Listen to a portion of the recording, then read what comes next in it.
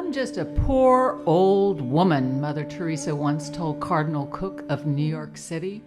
An old woman who seemed to know how to maneuver her way through the hallways of the most influential leaders, politicians, and with anyone who could help her fulfill her mission, the one Jesus gave her in 1947, to go out into the slums of the world and to serve the poorest of the poor.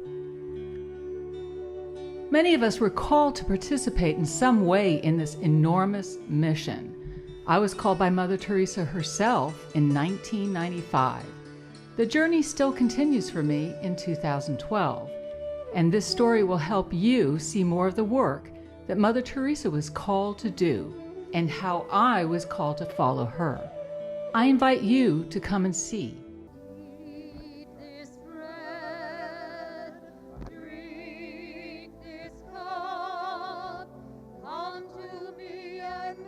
The search for Mother Teresa's mission can be found first in the home she opened at the beginning of her calling, in Calcutta, India. That work began in 1950. Today, nearly 60 years later, the work continues to unfold with unprecedented success. It's not a secret to the Sisters of the Missionaries of Charity why the order continues to grow, while others rich with tradition and sainted patrons are losing members. Sister Joy is a contemplative sister who in 2 years will celebrate her jubilee with the Missionaries of Charity. Mother Teresa herself directed Sister Joy to the contemplative order after working as a volunteer following the death of her husband. I'm going to live to see the day. I'm going to live to see the day, hopefully, when they name her a doctor of the church. Yeah. There you go. Yeah. Like Sister Teresa Avila. yeah. Teresa of Avila and Teresa and was Catherine. Yeah. Teresa. She's certainly a doctor of the church. With her. Definitely. What was the most special thing that you found about Mother Teresa? And I know that it's so hard. There were so many. Mother was funny. Mother was comical. And with me, she was a little special with me. Mother, if I went, like one day I was a novice and I was outside in the Bronx and sweeping the, getting ready for Mother to come. Mm-hmm. Mother comes and all the novices line up, Mother gives her bless. Mother comes to me and she knocks me on the head. Huh? I said, Mother, what's that for? She said, because you're out here without your sandals. Barefoot. They're so funny. So Mother says to me, now what are you doing? What have you repaired lately? I said, well, come on out and I'll show you the benches I've restored. And so about 30 nuns follow us out. And Mother made a grand announcement. She said, whatever mission house you are in, you will repair, restore, or replace. And that's the way it's been. I'm the village carpenter, plumber, electrician, painter. Obedience is the key. You obey immediately, whatever it is that's given to you to do. Mother Teresa left a lasting legacy. The sisters, brothers, priests, lay missionaries of charity, and co-workers have inherited an order that was designed by Jesus to serve the distressing disguise of himself dying on the cross. He gave Mother Teresa command on that train ride to Darjeeling, India in 1947. To quench his thirst on the cross for souls, he told her to find him in the poor slums of the world.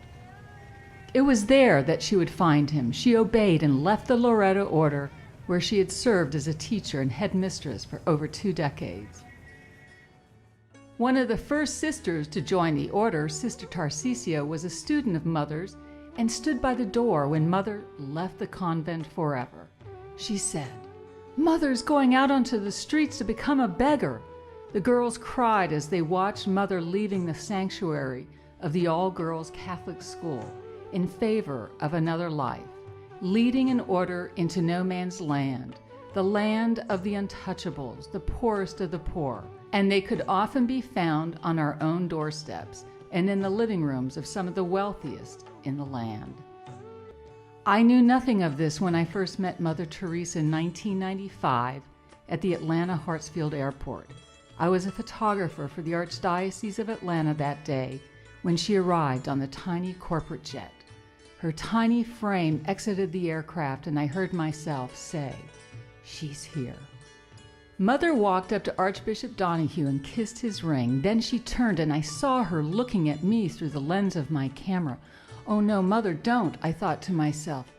"Put your cameras down," she commanded through the viewfinder of my Nikon. I obeyed and she walked through the crowd and straight up to me and took my hands. "Come and see," she said. "Yes," I responded, and this has been my journey, to come and see. The body of Christ.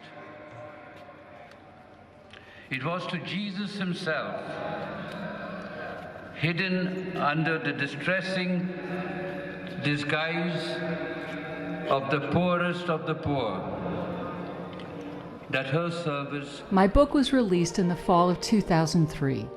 I thought that when I sat in the CNN skybox, that this would be the end and I would continue my life as I had once known it. But no, Mother has kept calling me and inviting me to come and see. I've responded, but not without great obstacles. I am mindful of a journey to continue to find Mother Teresa's mission, because the very people she served are the ones I have become so intimately acquainted with, the poorest of the poor.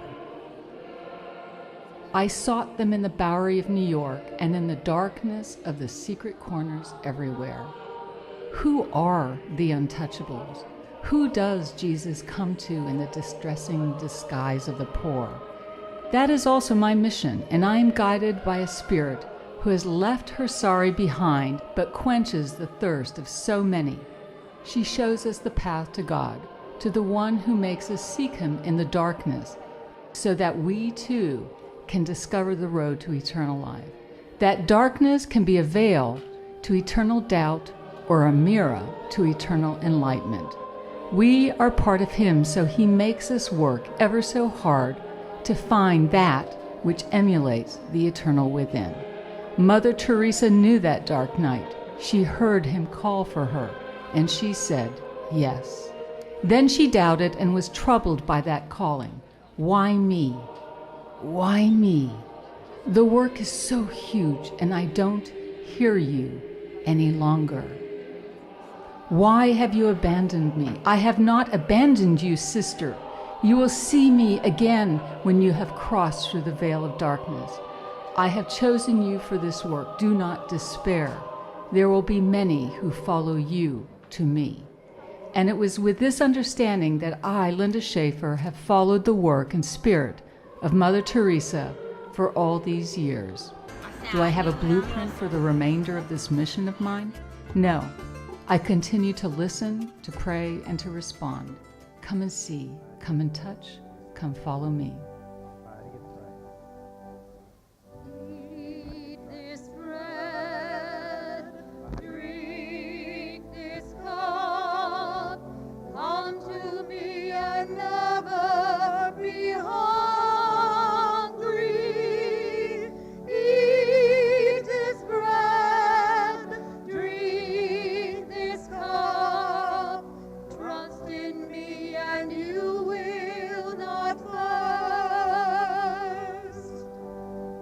Eat this bread, drink this cup, come to me and never be hungry.